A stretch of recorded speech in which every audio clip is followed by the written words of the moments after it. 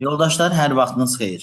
25 sentyabrda təşkil edilmiş imtahanların məntiq suallarının izahı ilə tanış olacaqsınız. Burada gördüyünüz suallar BA-nın və AS-nin suallarından ibarətdir. Növbəti videoda isə siz BB-nin də suallarını görəcəksiniz. Amma proqramın eyni olduğunu bilərək bütün videolara baxmağınız sizin üçün faydalıdır. 71-ci sualdan başlayırıq. Sual işarəsini soruşur bizdən. Gördüyünüz kimi birinci fiqurda 5 dənə qara rəngli, sonra 4 dənə, sonra 3 dənə, sonra 2 dənə qara rəngli fiqur var. Deməli, indi isə bir dənə qara rəngli fiqur olmalıdır. Ona görə A, D variantları gedir, digər variantlar arasında qalırıq. Aşağıda da fikir verirsiniz. 2 dəfə kvadrat, daha doğrusu 2 kvadrat, 2 dairə. 2 kvadrat, 2 dairə. Deməli, indi kvadratların növbəsidir və avtomatik Y variantı da bu siyahıdan çıxır. Və fikir verin. Yuxarıdakı fiqur bir dəfə dairə, bir dəfə üç bucaq, bir dəfə kvadrat, bir dəfə romb, bir dəfə beş bucaqlıdır. Deməli, tamam başqa-başqa fiqurlardan təşkil olunmalıdır və e, bu nöqteyi nəzərdən bunda altı bucaqlı götürə bilərik. İndi mən niyə B-ni götürmürəm, C-ni götürürəm? Çünki yoldaşlar fikir verin, qara fiqurlar, daha doğrusu ağa çevrilərək üzü aşağıya doğru gedir. Bax, birinci bu fiqur ağa çevrilib, sonra bu fiqurda ağ rəngə çevrilib, sonra bu fiqurda ağ rəngə, sonra bu fiqur ağ rəngə çevrilməlidir. Ən nəhayət buradakı fiqurda ağ rəngə çevirib hamısını ağ verməlidir. Biraz qarışıq sualdır, amma məncə etap-etap öhdəsindən gəlmək olar. 72-ci sual. Bu sual tipi ilə bağlı bizim kitabımızda da 2 dənə sual var və tələbələrimiz nə qədər çətin sual olsa da imtahanda bunun öhdəsindən gələ bilmişdi. Çünki alternativlərini göstərmişdim. 0-dan 2-yə 2 vahid artıb, 2-dən 10-a 8 vahid artıb, 10-dan 30-a 20 vahid artıb, 30-dan 68-ə 38 vahid artıb. Bəs indi nə qədər artmalıdır, onu hesablayacağıq. Baxın, bununla bunun arasında 6 vahid fərq var. Bununla bunun arasında 12 vahid fərq var.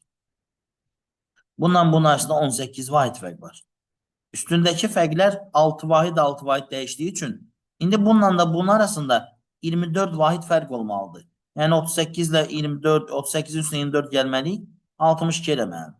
Qısacası biz 68-in üstünə 62 gəlməliyik. Bu da eləyir 130. Mənim fikrimcə ardıcıllıq mövzusu üçün biraz çətin sualdır. Akvarium sualı izahı YouTube'da kanalımda var və bu sualın çox sadə izahını vermişəm yoldaşlar. İzləyə bilərsiniz. Deməli, fikir verin, burada 4 dənə xananın suyla dolacağını mənə izah edir və fikir verin, biz ya bu ikisi bu ikisi ilə, ya bu ikisini bu ikisi ilə doldura bilərik və s. Fikir verin, yuxarıda 2 var. 2 varsa, deməli, önündə 2 xana suyla dolmalıdır. Siz bu 4 xanadan hansısa ikisini doldursanız, digər xanalara da su tökülüb gedəcək. Ona görə siz o 4 xananı deyil, bu 2 xananı dolduracaqsınız. Təbii ki, bu 2 xana dolu olsa suyla, bu havada qala bilməz də su. Deməli, 6 da suyla dolu olmalıdır. Bax, bura bu formatda dolu olmalıdır. Onda buranı doldura bilmirəmsə, 5-ə görə altında 5 xananı suyla dolduranda, bax, buraları doldurmalıyam suyla. Ki verin, 2, artıq 3 və 4 xana doldurdum. Bu da 5-ci xana. Buranı doldururamsa, məlum məsələdir ki, su burada tökülür və buranı tam formatda tutmuş olur. Baxın, 1-in altında bir dənə su var, 5-in altında da 5 dənə su. Bu tərəfi həll elədik. Sonra burada 4 var. 4-ün altında 4 dənə su olmalı. Bura su doldursaq tökülüb gələcək bura. Ona görə buraları doldurun. Bax, buraları. Ki verdiniz. Məlum məsələdir ki, burada su varsa burada da olacaq. Yanına axır su. Burada varsa burada da olacaq. Və 5-in önündə 5 dənə xana su ilə dolmalıdır axı. 3-ü dolub, 2 dənə də buranı dolduracağım. Məsələ həll oldu. Bu 5-ə görə də fikir verin. 1-i var, 2-si var. 3-ünü də doldururam. Bu 5-ə görə də bunları doldururam və məsələ həll olur. 5-in altında 5 su, 5-in altında 1, 2, 3, 4 su var. Biri də lazımdır. Deməli, buranı da doldurmalıyam. Bu 5'in de altında 5 su, 4'ün altında 4 su var. İşte bu kadar. Size değil boş ve dolu xanalar seçin. Boş xana B ilə C'dir. Boş xana B ilə C'dir. Qalanları isə doludur. Cavab A variantı. 74-cü suala keçid edirəm. Ardıcıllıq bölməsidir. Kifayət qədər rahat sual olur belə suallar. 2 verin. 2 gəlib, 2-nin üstünə 2 gəlib 4, 3'ə vurub 12, yenə 2 gəlib 14, 3'ə vurub 42 və bu belə-belə davam edir. Burada isə 2 çıxıb və 3'ə bölüb. Yenə baxın 2 çıxıb 3'ə bölüb. Burada nə edib? Vurub 2'yə 4 gəlib. Yenə vurub 2'yə 4 gəlib. Axıra qədər özüm əldə eləmirəm ki, vaxt itirməyək. Hiss elədim ki, həllər eyni gedir. 2 verin, üstə gəl 2'ni, çıx 2 eləyiblər. Vur 3'ü də böl 3 eləyiblər. Yəni, ədədləri saxlayıblar, əməlləri dəyişiblər. Vur 2'ni böl 2 eləyəcəm. Üstə gəl 4'ü də çıx 4 eləyəcəm. 2'yə bölüb 4 çıxdığı bir ardıcıllıq axtaracam. Fikir verin. 88'i 2'ye bölüb 4 çıxıb. 2'ye bölüb 4 çıxıb. 2'ye bölüb 4 çıxıb. Cavab C variantı. Növbəti sual 75-ci sual şəkillər bölməsini əhatə edir. Ümumiyyətlə son dövrlərdə şəkillərlə bağlı tapşırıqların sayı artır. Bu da əslində bəzi tələbələr üçün müsbət haldır. Çünki riyaziyyatı zəif olanlar şəkillərdə yaxşı effekt verirlər. Baxın bu ox burada da var, burada da var, cavabda da var. Sonra bu ox. Ki verin burada da var. Burada da var. Cavabda da var. Ve bu ox burada da var. Burada da var. Cavabda da var. Kısacası birinci ve ikinciden üst üste düşenleri cavab kimi veriblər. Fikir verin. Bu oxdan burada da. Burada da var. Burada da var. Sonra bundan burada da var. Burada da var. Burada da var. Ve nihayet bundan burada da var. Burada da var. Burada da var. İndi biz baxacağıq ki, soldakı oxlar eynidir, qalacaqlar. Sağdakı oxlar eynidir, qalacaqlar. Aşağı və yuxarıdakılar eyni deyil. Bir dənə aşağı, bir dənə yuxarı. C variantı. Növbəti sualımız isə 76-cı sual, bunker sualı. Fikrimcə bu belə deyək, qəbulun ən maraq doğuran sualı. Burada hamar ağac metodu ilə həll olunmalı olan sualdır. Az sonra onun da izahını verəcəm. Diqqətlə dinləyin, zəhmət olmasa. Bunkerə baxırıq. Bunkerdə neçə küre olduğunu yazmayıb. Ona görə özümüz sayırıq onu. Görək neçə dənədir. Deməli, 32 dənə küre var burada. 32 kürənin qapaq açılandan sonra 16 dənəsi sağa, 16 dənəsi sola. Bu 16'nın 8'i sağa, 8'i sola. Bu 16'nın da 8'i sağa, 8'i sola gedir. Ki verin bu 8'in hamısı sola doğru gedir. Çünki sağ tərəfin yolu bağlıdır. Bu 8 bu 8 ilə birləşir 16 eləyir. Onun 8'i sola, 8'i isə sağa gedir. Bu 8'in də fikir verin 4'ü sağa, 4'ü isə sola gedir. Bu 8 yenə bölünə bilmir. Burada bağlıdır. Ona görə 8'in hamısı gəlir bura. Fikir verin 4'ü bu tərəfə töküləcək. 4'ü də bu tərəfə. Bu 8 bura gələndə 4'ü bura, 4'ü də bura gəlir. Bu 4 bura gələndə fikir verin x'i sola, x'i sağa tökülür. 8 ilə 4 12 eləyir. Onun 6'sı sağa, 6'sı sola gedir. Bu 4'ün də x'i sağa, x'i sola gedir. 4 ilə 6 10 eləyir. Onun 5'ini bura, 5'ini bura atırıq. Bunlar 8 eləyir. 4'ünü bura, 4'ünü bura. 2'nin də birini bura, birini bura əlavə edirik. Şimdi görək nə alındı? Baxın. Birinci yuvada 4 küre. İkinci yuvada 6 küre. Üçüncü yuvada 7 küre. Üçüncü yuva, dördüncü yuvada 9, sonra 5, sonra da 1. Cevap C variantı.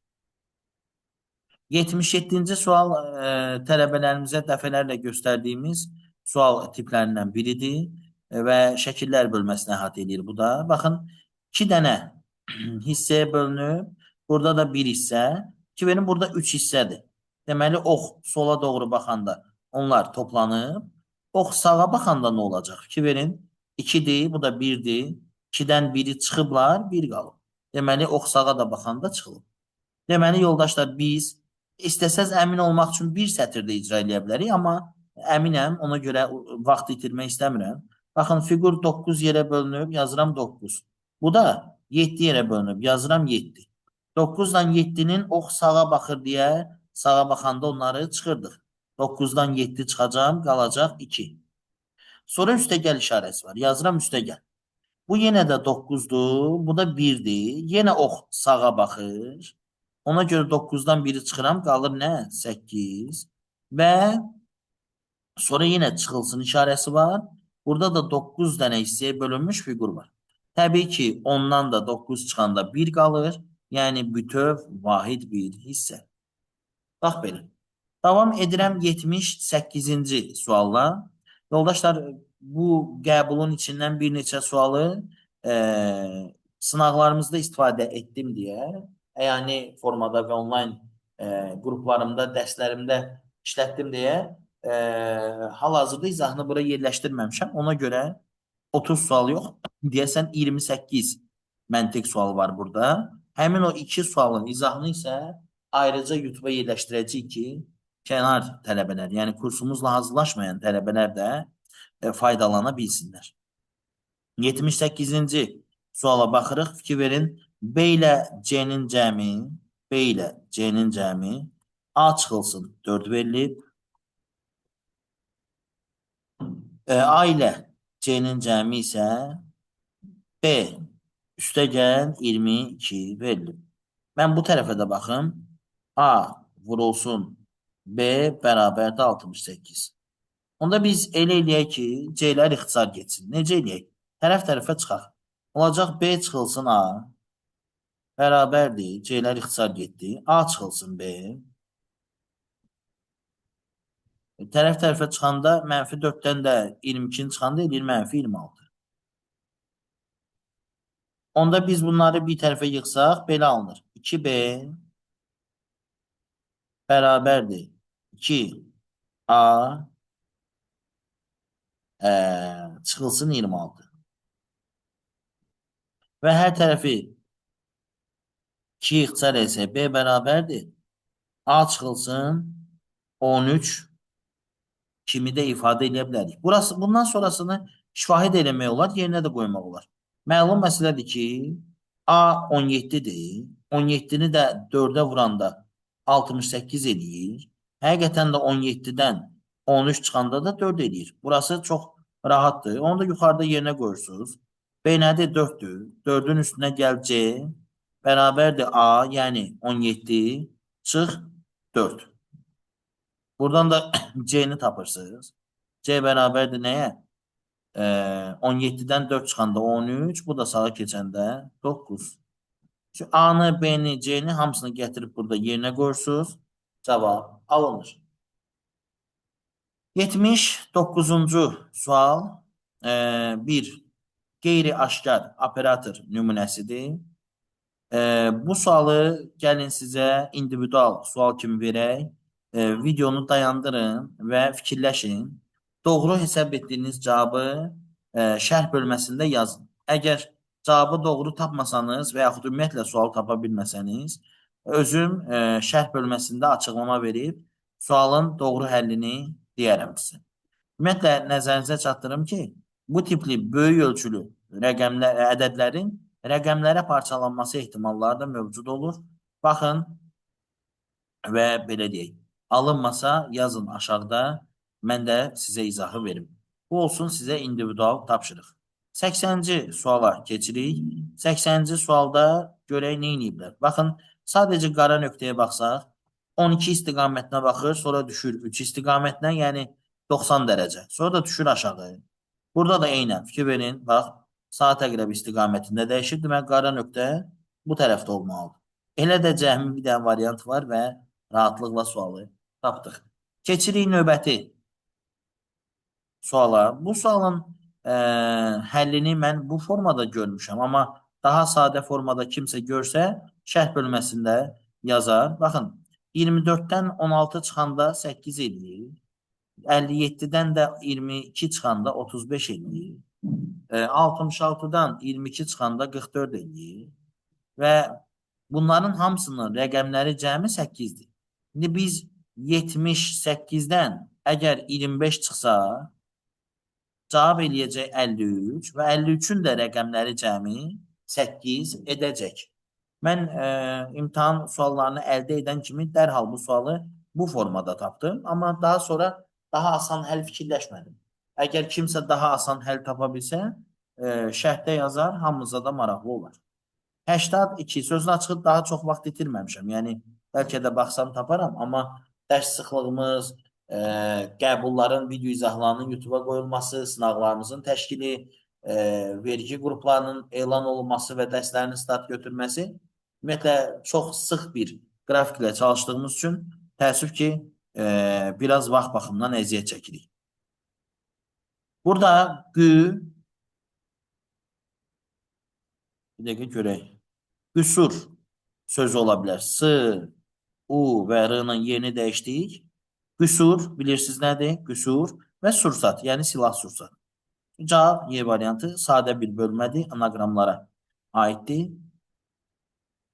Yoldaşlar, burada 83-cü sual var. Çox samballı sualdır. Diqqətlə dinləməyiniz xahiş olunur. Deyir, Dövlət İmtahan Mərkəzi 4 istiqamət, qanunvericilik, məntiqi təfəkkür yoxlanılması, Azərbaycan dil və informatika üzrə əməkdaşlıq etdiyi ekspertlərin təcrübələrini bölüşmək üçün həftənin 5 günü, 1, 2, 3, 4 və 5-ci günlər ərzində keçirilən 5 seminarda onların iştirakını təşkil edib.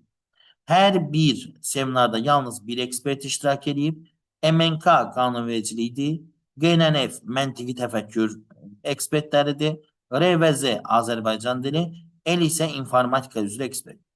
Hər hansı ekspert yalnız bir dəfə seminara çağırıla bilər. Günləri yaza bilərik bura, məsələn yaza bilərik. Birinci gün, ikinci gün, üçüncü gün, dördüncü gün və beşinci gün.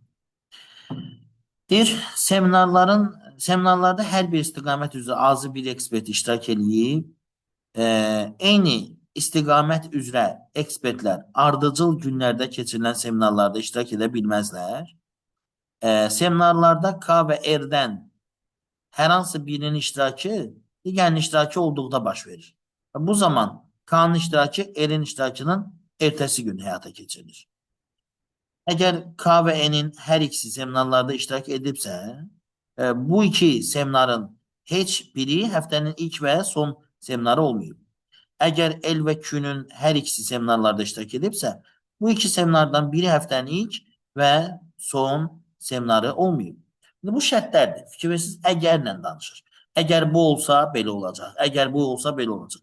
Axırda da deyir ki, əgər K və N seminarlarda iştirak edibsə, ki verin görün nə deyir burada? Deyir, əgər K və N-in hər ikisi seminarlarda iştirak edibsə, bu seminarın heç biri həftənin ilk və son seminarı olmayıb. Deməli, K və N birinci gün və 5-ci günün seminarlarında iştirak edə bilməz. Bunu sildik. Deməli, onların iştirakı 2, 3 ya da 4-cü gündür. Sonra nə deyir? Yuxarıda da kimin deyir? Seminarlarda K və R-dən hər hansı birinin iştirakı digərinin iştirakı olduqda baş verir. Və bu zaman K-nın iştirakı R-in iştirakının ertəsi gün həyata keçirilir. Yəni K R-dən bir gün sonradır. K R-dən bir gün sonradır. Və fikir versiniz, N-lə K iştirak edib axı. Düzdür? Deməli, N, R və K iştirak ediblər. Bu üçü iştirak edib. Hansı ekspertlər cütünün iştirakı mümkünsüzdür? Fikir verin, yuxarıda başqa bəndlər var. Eyni istiqamət üzrə ekspertlər ardıcıl günlərdə keçirilən seminarlarda iştirak edə bilməz. Eyni istiqamət üzrə. Fikir verin, biz 5 dənə belə deyək, eksperti seminarlarda iştirak edən kimi seçməliyik, düzdürmü? Onlardan R, N, K-nı seçmişik. Və fikir verin, N-lə K qanunvericilik ekspertidirlər. Əgər mən 3-cü ekspert kimi M-i də seçsəm qanunvericilikdən, artıq 3 günün ekspertlərini seçmiş oluram. Yerdə qalan günlərə tutaq ki, bir informatika eksperti, bir də Azərbaycan dil eksperti seçsək, məntiqdən ekspert iştirak edə bilmiş. Və yaxud bir məntiq, bir Azərbaycan dili eksperti seçsək, informatika eksperti iştirak edə bilir. Deməli, M-in iştirakı mümkün deyil. Biz M-i iştirakçılar siyahısında götürməməliyik. Bəs digəri necə? R və Z-ə baxaq. Əgər biz Z-i də götürsək, fikir verin, Z-i də iştirak edən qəbul edəsək, R və Z, R və Z Azərbaycan dili üzrə iştirakçıdırlar, düzdürmü? Deyək ki, bunların ikisi də iştirak elədi. Ondan əlavə K və N də iştirak elədi. Olsun. İndi yerdə cəmi bir dənə ekspert qalır. Məntiqdən seçsəm, informatikadan seçə bilmirəm. İnformatikadan seçsəm, məntiqdən. Deməli, M-in və Z-in iştirakı mümkünsüzdür. Cavab B variantı. Bu biraz ağır sualdır deyə. Bunu ayrıca bir video izah kimi də hazırlamağı düşünürəm və daha geniş danışaram bu haqda. Növbəti sualla davam edək. 84-cü sual.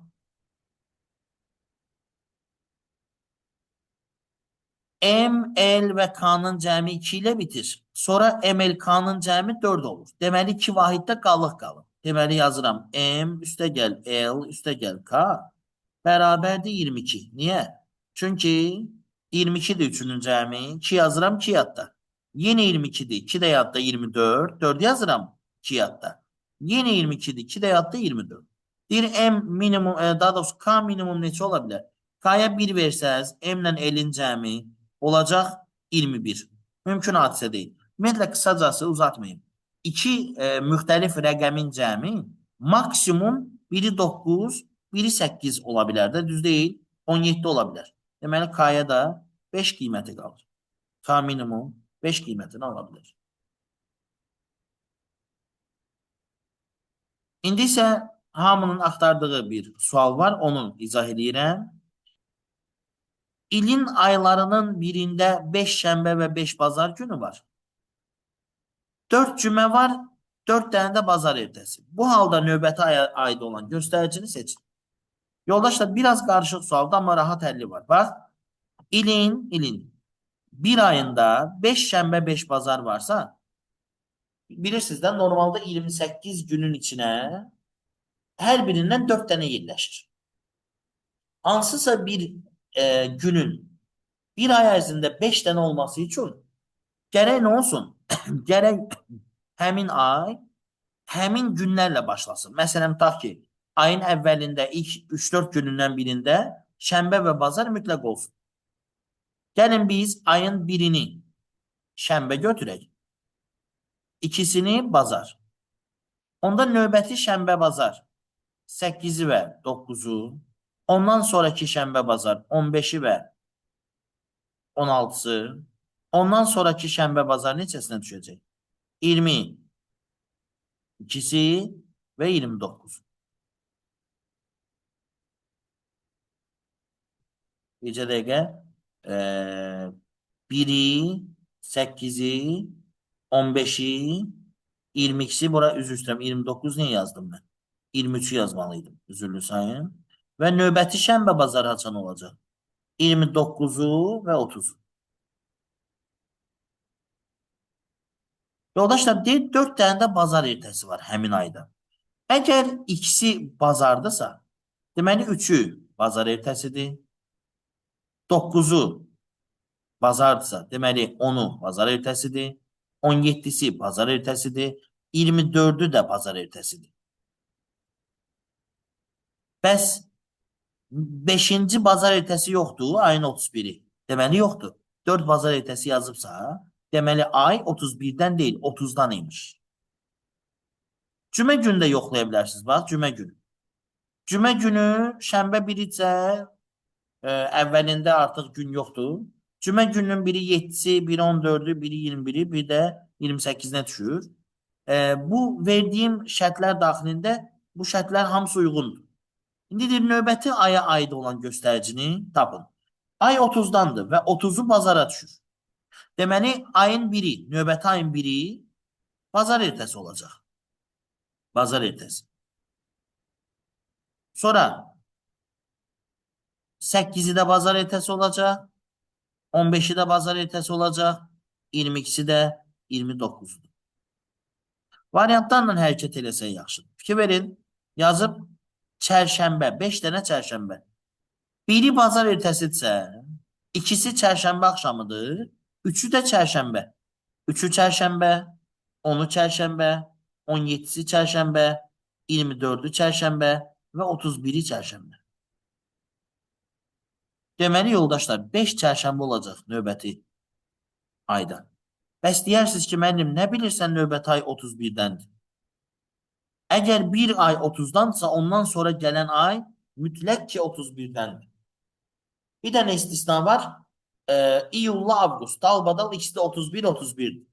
Yerdə qalan hər biri 30-31 tənzimlənir. Bu da çox maraqlı və qarışıq sual tipidir. Tələbələrin böyük əksəriyyəti bu sualda kifayət qədər əziyyət çəkmişdir. 86-cı sual. Fikir verin, sonluqda 3 dənə dairə var. Burada da sonluqda 3 dənə 6 var. Deməli, dairə 6'dır. Dairə 6'dırsa, 6'nın yerinə dairə qoysa, axırdan ikinci fiquru dairə olan onsuz da bir dənə variantım var. G variantı. 87-ci sual. Saç və daraq arasındakı əlaqə digər cütdə də var. Baxın, saçımızı daraqla darayırıq. Paltarımızı da ütü ilə ütülüyürük. 88-ci sual kifayət qədər rahat bir sualdır. Linklər bölməsinə əhatə edir. 3'ü vurursunuz özünə qədərki məsafəyə. 1, 2, 3, 4. Üstə gəl.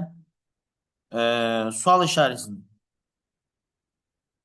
Sual işarəsini gəl x qəbul edir. X'i vurursunuz. 1, 2'yə.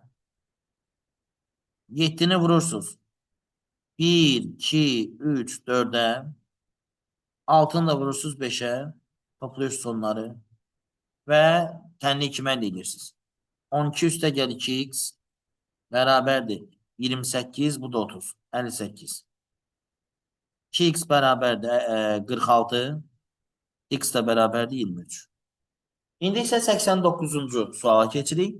Video biraz uzun olmuş ola bilər, amma fikirləşirəm ki, faydalı videodur. Mütləq ki, axıra kimi baxacaqsınız yəqin ki. Növbəti suallarla bağlı sizə fraqman verirəm ki, baxasınız ki, nələr olacaq izahda. 89-cu sual. A ilə B-nin cəmi C-yə bərabərdir. Yazıram A üstə gəl B bərabərdir C. A ilə C-nin cəmi isə bərabərdir 7 B-yə. A-nın da B-yə hasili 3 C-dir. Yazıram A-nın da B-yə hasili 3 C-dir. Nə eləmək olar? Tərəf-tərəfə çıxsaq görək nə olur? Çıxaq, A-lar ixtisar gedir, qalır B çıx C bərabərdir C çıx 7B. Olur 8B bərabərdir 2C, C də bərabərdir 4B. 2 və indi C-nin yerinə 4B qoyacam. A vur B bərabərdir 3 vurulsun, C-nin də yerinə qoyuram 4B. B'lər ixtisar gedir, A bərabər olur 12'ye. A 12'ye bərabərdir. Gəlin bir yerdə qoyaq, tapaq. Deməli, qoyaq elə burada. Olacaq 12. Üstə gəl, B bərabərdir. C-ni də yenə nə qoya bilərəm? 4B. Buradan 3B bərabərdir 12'ye. B də bərabərdir 4'ə. Sizdən də bunu soruşur. 90-cı sual kifayət qədər rahat sualdır. Qarşılıqlı üzlərə görə çıxdaş edib cavabı tapa bilirsiniz. Bilirsiniz ki, kub açılışında yan bayan dayanmış 4 üzdən birinci ilə üçüncü üz qarşılıqlıdır. İkinci ilə sonuncu üz qarşılıqlıdır. Yuxarıdakı üzlə də aşağıdakı üz qarşılıqlıdır. Qısacası mən 2'ni gördüyüm yerdə 6'nı görə bilmərəm. 7'ni gördüyüm yerdə 4'ü görə bilmərəm. 8'i gördüyüm yerdə 5'i görə bilmərəm. Cavab qaldı C variantı. 9 ilə 2'dən necə 2 alıblar? 9 ilə 2'ni toplayıblar 11. 11'in rəqəmləri cəmi 2. 23 ilə 6-dan necə 11 alıblar? 23 ilə 6-nın cəmi 29, 2 plus 9. İndi 6 ilə 14-ün də cəmi 20, 2 plus 0 edir 2.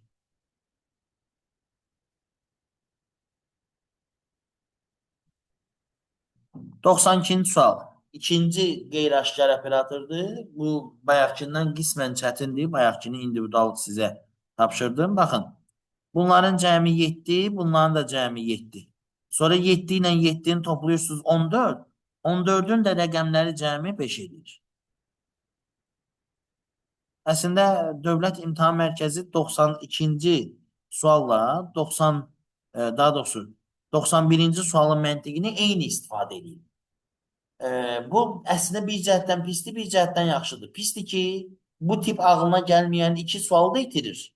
Yaxşıdır ki, bu tip ağlına gələn iki sualı da qazanır.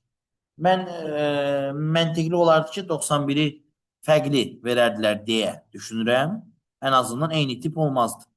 Bunun cəmi 13, bunda cəmi 7. Topladım 20, 20-nin də rəqəmləri cəmi 2. 93-cü suala baxıram. Fikrimcə çətin olmayan bir sualdır. Hansı ki, mətnləri əhatə edir. Görürsünüz, axır zamanlar mətnlərdən də xeyli istifadə edirlər. K, L, M, N və P A, B, C, D, Y marketlərinə giriblər. A, B, C, D və Y marketlərinə giriblər və nələr salıblar? Deyir, məlumdur ki, onlar ət, süd, şəkər, meyvə və yağ alıblar. Meyvələrin hər biri yalnız bir marketdən bir məhsul. Meyvələrin yox, üzr istəyirəm, burada olmalıydı müştərilərin hər biri. Müştərilərin hər biri yalnız bir marketdən bir məhsul aldılar və məlumdur ki, K süd almışdır. K süd alıb qırağına yazıram süd. Səliqəsiz olmasın, birazdan yazarım. K'nın hansı marketdən alış-veriş elədiyini bilib sonra yazarım. Bax, A marketindən şəkər alan L-dir. A marketindən L bazarlıq eləyib. Deməli, L. A marketinə başqa adam girməyib və L-də başqa marketə girməyib və L nə alıb? Şəkər. A marketin üstünə yazıram şəkər. Sadəcə A marketindən şəkər alın. C marketindən ət alınıb. C-nin də üstünə yazıram ət. D marketindən P alış-veriş edeyim. D'dən alış-veriş edən P'dir. Minuslarımı da qoyuram.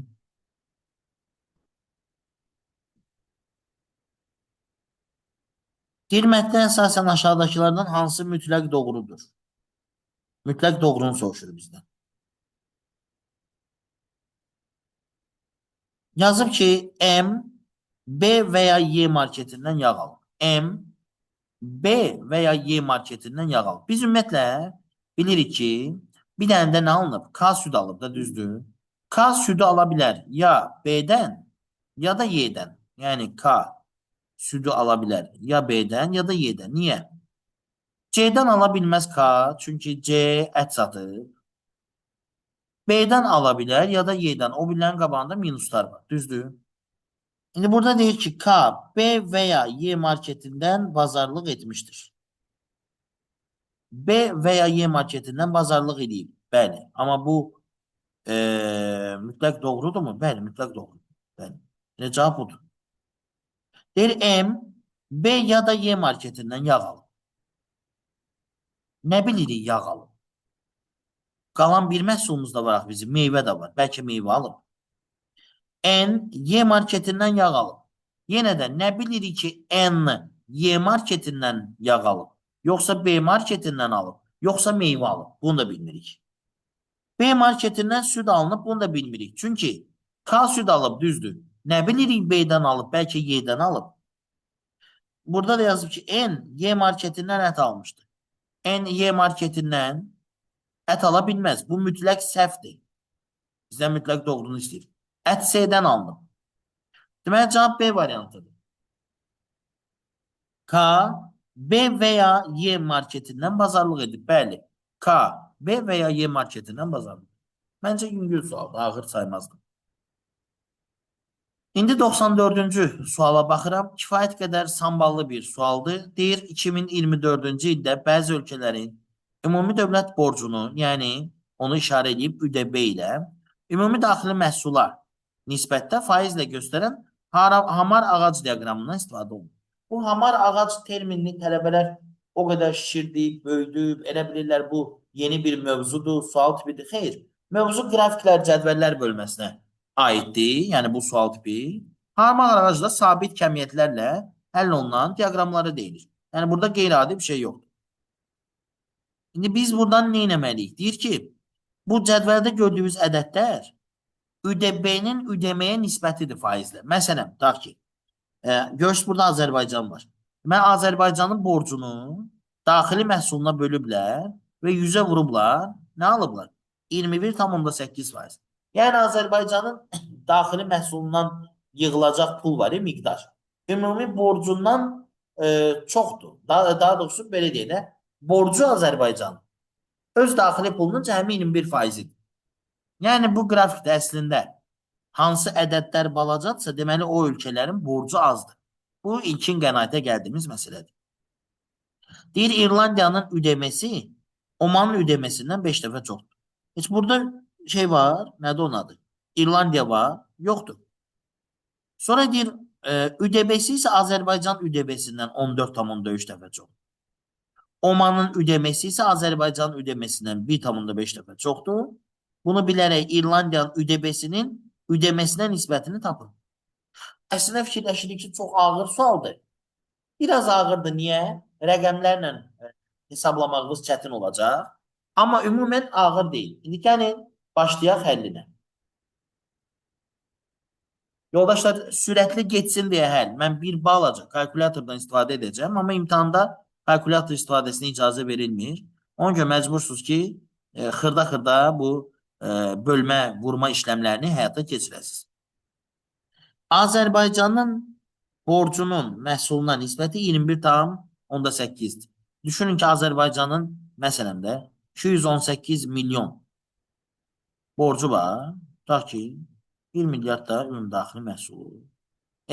Mən 218-i 1000-ə bölüb 100-ə vursam, həqiqətən də 21,8 alıram da, düzdür? Onun ki, Azərbaycan borcunu beynimdə 218 götürdüm, ümumi daxili məhsulunu isə 1000. Deyir, Omanın ödəməsi Azərbaycan ödəməsindən 1,5 çoxdur. Deməli, Omanın ödəməsi Azərbaycan ödəməsindən 1,5 dəfə çoxdur. 1000-i vurun 1,5-ə, eləyir 1500.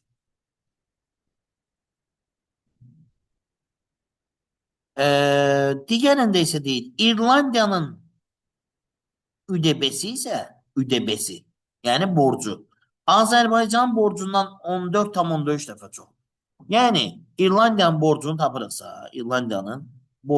tapırıqsa, Azərbaycan borcunu, yəni 218-i vurmalıyam 14,3-ə.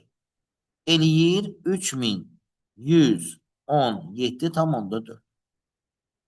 İrlandiyanın ödəməsi isə Omanın ödəməsindən 5 dəfə çox. Omanın ödəməsi 1500 deyil. Onda İrlandiyanın ödəməsini tapmaq üçün 1500-ü vurmalıyam 5-ə. Eləyir 7500. Deyir İrlandiyanın borcunun ümumi məhsuluna nisbəti neçədir? Bölün bunları bir-birinə, vurun 100-ə. Olur 3117,4 böl 7500 vur 100. Eləyir 41,56. Bunu da deyir, yuvarlaqlaşdırın, cavab olur 42. Bu qədər. Bu qədər deyirəm, amma imtahan üçün ağır sualdır. Vaxtınız gedəcək. Belə riyazi hesablamalarda kalkulatorsuz kifayət qədər vaxt itirirsiniz. Belə bir sual var idi ki, verin. 7 ilə 9-un cəmi 16, 1 çıxıram 15. 8 ilə 5-in cəmi 13, 1 çıxıram 12. 12 ilə 22-nin cəmi 34, 1 çıxıram 33. Yəni burada 2 olmalıdır ki, Cəmləri 6 eləsin. 1 çıxanda 5. 96. Deyir, mərkəzdəki kvadratın ən kiçik kvadratın sahəsi 8-dir. Yoldaşlar, ümumiyyətlə bunu sübut edə bilərik ki, o kvadratın çölündəki rom sahəcə kvadratdan 2 dəfə böyüdür. Niyə? Bunu 4 yerə böləndə 4 dənə 3 bucaq alınır. Həmin 3 bucaqlar yanındakı 3 bucaqlarla bərabərlik təşkil edir. Yəni qısacası bu 8-dirsə, bunun çölündəki bu rom 16-dır. Onun çölündəki bu kvadrat 32'dir. Onun çölündeki brom 64'tür. En çöldeki kvadrat ise 128. Məndən rəngli istəyən sayısını istəmir. 128'dən, yəni ən çöldekindən bu içəridəki ağ olanı, yəni 64'ü çıxacaq. Cavab da elə qalacaq 64. Növbəti sualımız bağlarla əlaqələndirilmiş figurdur. Hansların yerini dəqiq tapmaq mümkün deyil. 2, Y-dən 2 xət çıxır, D-dən 4, M-dən 3, Y-dən 4, A-dan 3 və N-dən də 3. Verin, Y-nin yerini rahatlıqla tapa bilərəm, çünki onun cəmi 2 dənə xətti var. Y 2 xətlidir.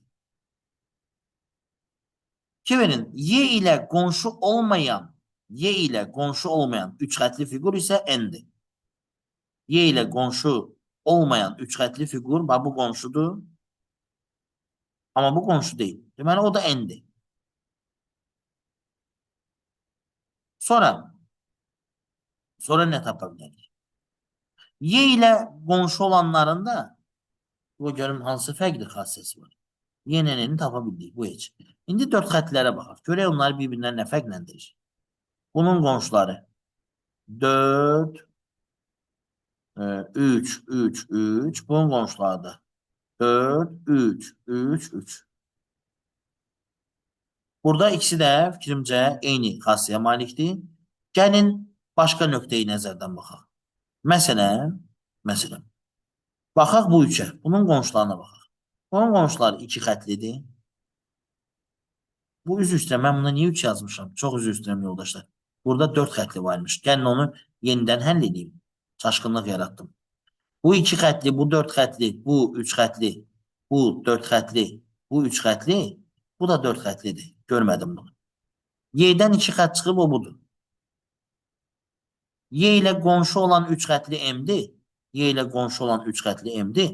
Qonşu olmayan isə N-dır. Deməli, bu da N-dır. İndi fikir verin. Y-nin digər qonşusu isə A-dır. Y-nin digər qonşusu A-dır. Y-ni tapdım, N-ni tapdım. Fikir verin. Y-ni tapdım, N-ni tapdım. A-nı da tapdım, M-ni da tapdım. Cavabım nə qaldı? 3 ilə 6.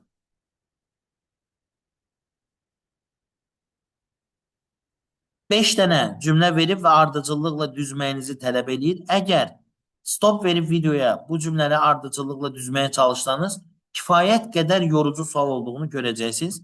Mən birbaşa cavabı elan edirəm. Siz istəsə stop verin, özünüz tapmağa çalışın.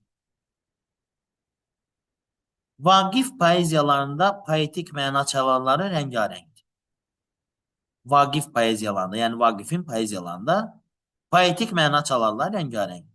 Bu poeziyada, yəni Vaqif poeziyasında acı ironiya ilə xoş zarafat, çılğınlıqla müdriklik, coşqun sevinclə narahatlıq bir-birinə qaynayıb qarşı. Təzad yaradan belə hallar görmədim müxəmməsində daha qabarıq özünü göstərib. Bu əsərdə, yəni görmədim müxəmməsində cəmiyyətdə hökm sürən özbaşınalıq, qanunsuzluq açıq-aşkar tənqid edilir. Ömrünün sonlarında isə o, yəni sənətkar, fəlsəfi düşüncələrini, zəmanənin ictimai vətəndaşlıq motivlərini daha da geniş yer ayırır öz əsərlərini.